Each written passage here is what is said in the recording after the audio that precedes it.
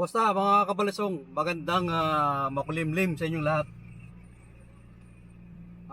Anyway, tapos na tayo ngayon sa sa school for year 2023. Wow!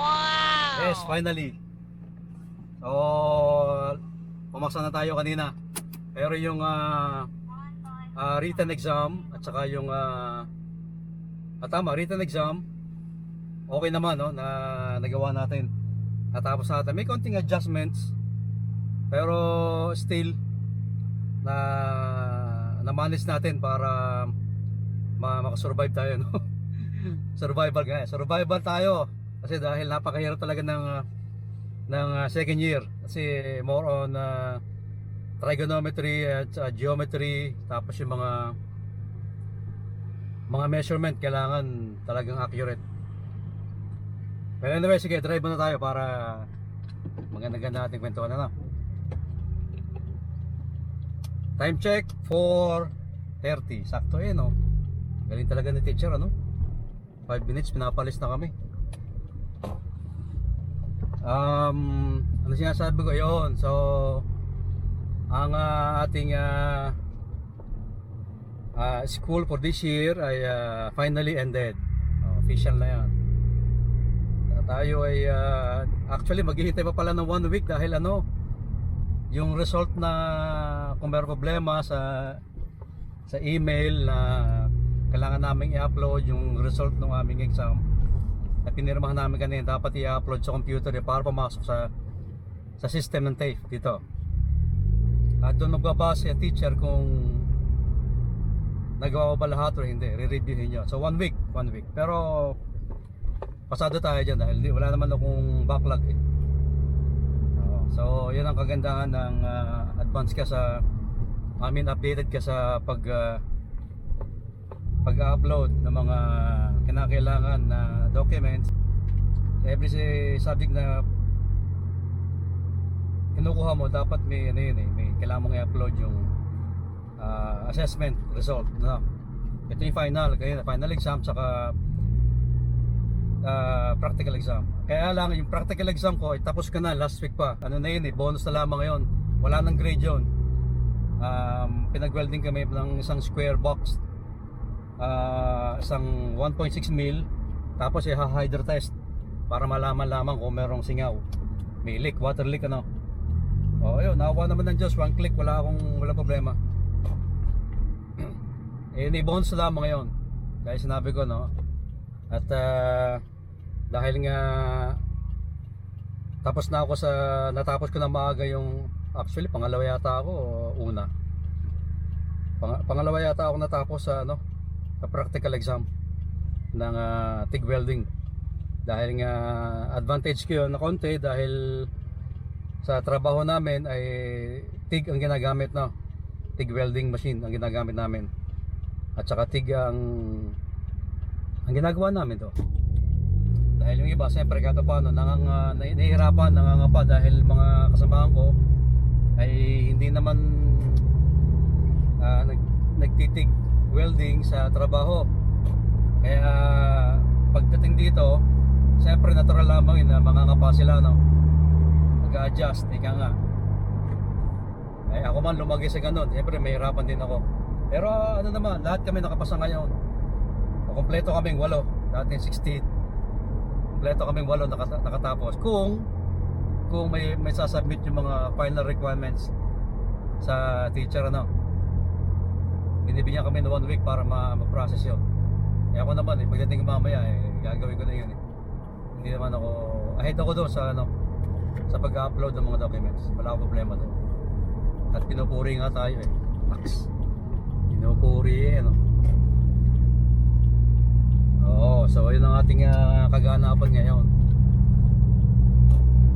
At tayo ay bagong chapter na naman. Babalik kami ng first week of March.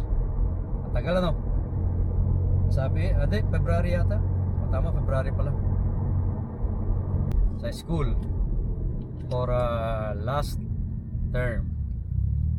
At hopefully by November 2024 ay tapos na ang ating course at tayo ganap ng tradesman. At syempre pag ikaw ay tapos na at may may titulo ka na, ika nga, ang kasunod nun siyempre kaunting ayuda sa boss mo dahil natapos mo kaya kahit paano may malaking tulong ngayon sa dagdag sweldo, ika nga yun naman automatic na binibigay ng boss mo dahil ikaw ay naka-record. Saka papadadalahan naman ng school ang employer na tapos na itong empleyado mo, qualified na siya para sa maging fabrication engineer. Nakabagay yun mga kabalasyon ba, madagdagan ka ng $5 ang laki ng $5. Madagdagan ka ng $5 sa sweldo mo ba, malaking tulong yun hindi naman lahat ng company nagbibigay ng ganun iba, sabihin nila ngayon tapos ka na, pero iba talaga nagbibigay. So may report naman tayo at tayo naman ni good boy sa company tayo hindi pasaway na empleyado, kaya sigurado meron tayong ayuda. Huwag na tayo mag-expect siguro na malaki, basta magkaroon na kahit counting adjustment lamang, iayos na. So ayan, yan ang aking na-share sa inyo ngayong araw na ito. Hindi ko na na-vlog kanina umaga na naglobat pala rin ang aking camera. Dapat kanina umaga ako sisimula mag-vlog biyahe na at ganun din naman, kaunti lang naman ng biyahe, kaya mas maganda na yung ngayon. Kaya pagka tayo nakatapos, edi ating gagawin hasahin pa at i-apply ang ating kaalaman para maging matalas pa ang ating pag-iisip sa larangan ng ganitong klaseng trabaho. Sabi ng minagsasabi sa akin na iwanan ko na daw ang aking company pag ako'y natapos na at tumatamlalak ang sweldo. Hindi naman para sa akin mga kabalasong, hindi naman magandang ugali yung dahil nga tinulungan ka ng boss mo kaya dala ka sa school bago iiwanan mo, di ka kasama naman ng ganun. Wala sa pag-iisip yung ganun, hindi ko ugali pati yun. So yun, ganun lang mga kabalasong, akin lamang na-share sa inyo. Tayo ako nag-update sa inyo kung ano ng kalagayan din sa ating pag-aaral. So ganun lamang mga kabalasong, maraming salamat sa inyo. At tayo malapit na din sa bahay. Salamat sa inyong panonood. Salamat sa mga napadaan lamang dito sa channel natin. Tayo mahigit kumulang na mahigit na 1,000 Maraming salamat sa inyo. At alam ko naman hindi na dami ba, kaya lamang siyempre hindi naman agad-agad tayo naman ayos lamang sa ganon.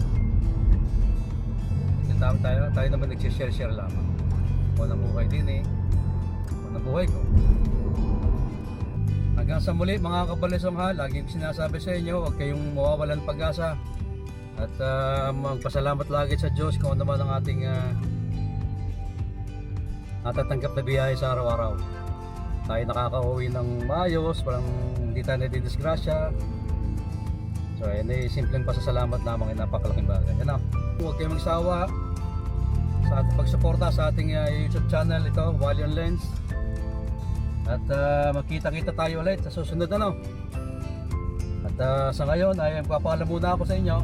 Bye for now. Peace.